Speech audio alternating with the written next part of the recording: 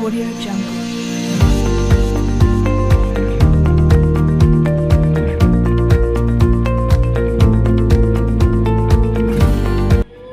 Waalaikumsalam warahmatullahi wabarakatuh. Perkenalkan, nama saya Nuri Mutiara. Saya mahasiswa PPG dari Universitas Manado.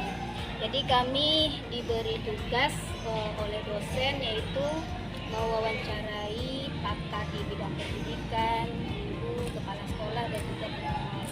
Jadi saya minta waktunya Bu. Terima kasih Bu sudah hadir ke sini memenuhi saya. Terima kasih Bu. Ada beberapa pertanyaan yang mungkin saya lontarkan kepada Ibu. Pertanyaan yang pertama,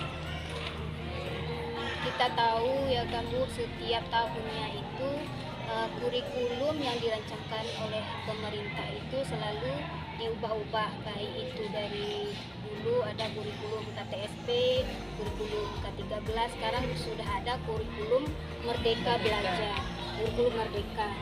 Jadi menurut Ibu, menurut pandangan Ibu nih, dari perubahan-perubahan kurikulum itu apakah meningkatkan mutu pendidikan di Indonesia? Menurut Ibu bagaimana?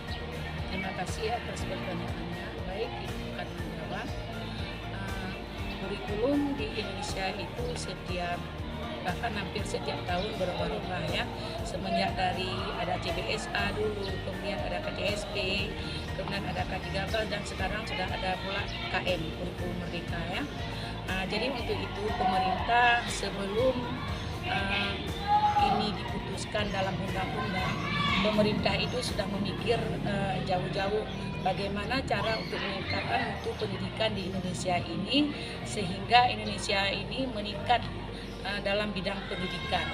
Jadi mungkin dari situlah pemerintah membuat kurikulum ini berubah-ubah. Jadi sehingga kita menjalankan di Indonesia ini ada tahapan-tahapannya. Ada sekolah yang melaksanakan seperti sekarang ini, ada yang sekolah yang melaksanakan IKM itu implementasi kurikulum Merdeka, ada yang belum. Juga K13 juga seperti itu juga dulunya.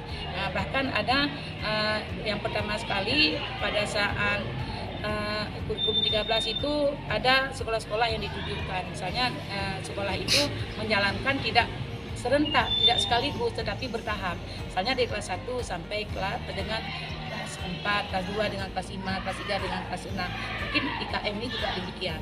Jadi untuk itu pemerintah kenapa merubah-rubah? Mungkin melihat, meninjau situasi di Indonesia ini yang sesuai dengan Indonesia, berarti pendidikan yang cocok dengan perbandingan di luar, mungkin ya dari luar negeri juga diambil, sehingga pemerintah itu merubahlah kurikulum itu yang sesuai dengan Indonesia. Jadi untuk itu sebelum pemerintah mengeluarkan undang-undang tentang kurikulum yang terbaru, pemerintah sudah dari awal meninjau, menindaklanjuti, sehingga manfaatnya kalau kurikulum ini yang dijalankan berarti ini lebih bermanfaat lagi, semakin meningkat dan meningkatkan mutu pendidikan. Berarti kurikulum itu digunakan oleh sekolah itu secara bertahap. Bertahap, bukan secara langsung gitu ya, bukan serentak, kan bertahap ya. Yang sudah ya K13, mungkin IKM ini juga demikian. Seperti sekarang ini kan tidak semua kan menjalankan semua. IKM ya. Sekolah Ya, ada sekolah-sekolah yang ditentukan untuk menjalankan IKM, ada yang juga masih kurikulum 13. Terima kasih Bu, jawabannya sangat bagus sekali. Yang pertanyaan kedua, ini menyangkut keadaan sekolah kita di Indonesia, apalagi di Aceh. Saya mengajar itu dari 2014, dulunya saya honor dan sekarang alhamdulillah sudah PNS.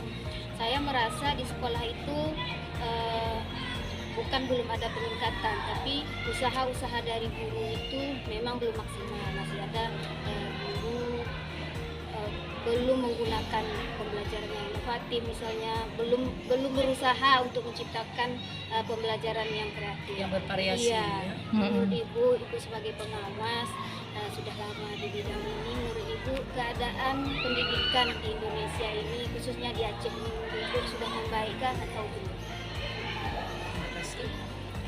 Jadi untuk itu di Aceh ya, khususnya dulu kita bicarakan ya, dengan sistem kurikulum yang berubah-ubah ini, jadi kita lihat ada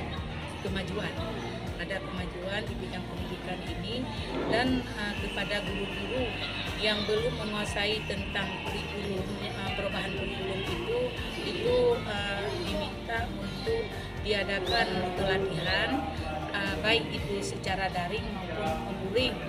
Jadi apalagi sekarang ini kita ada melalui Zoom ya, belajar melalui Zoom. Jadi guru itu harus banyak belajar, sehingga jangan guru itu ketinggalan dengan pendidikan yang semakin maju. Kalau guru ketinggalan dengan pendidikan yang semakin maju ini, jadi sekarang tentu tingkat kemampuan siswa dan mutu dalam pendidikan itu menurun. Oleh sebab itu perlu guru ini dibina, dan guru ini perlu belajar lagi untuk sehingga tahu dia perubahan kurikulum ini bahwa membuat semakin maju, semakin meningkat untuk pendidikan di Aceh. Terima kasih Bu atas jawabannya. Berarti memang pembelajaran itu berpusat pada murid, tapi guru kuncinya ya Bu. Ya, guru kuncinya ya, betul. Yang harus bisa menjadikan pendidikan itu menyenangkan bagi siswa. Ya. Terima kasih. Membuat siswa itu senang dalam pembelajarannya, kemudian senang dengan lingkungannya, senang dengan guru-gurunya. Jadi guru itu harus menciptakan yang terbaik untuk siswanya, sehingga proses belajar mengajarnya itu bagus, baik. Ya, terima kasih banyak Bu atas pendapatnya juga sarannya. Mudah-mudahan ke depannya kita guru ini bisa berusaha sebaik mungkin menciptakan semaksimal mungkin pembelajaran untuk meningkatkan mutu pendidikannya. Terima kasih banyak Bu. Sama-sama.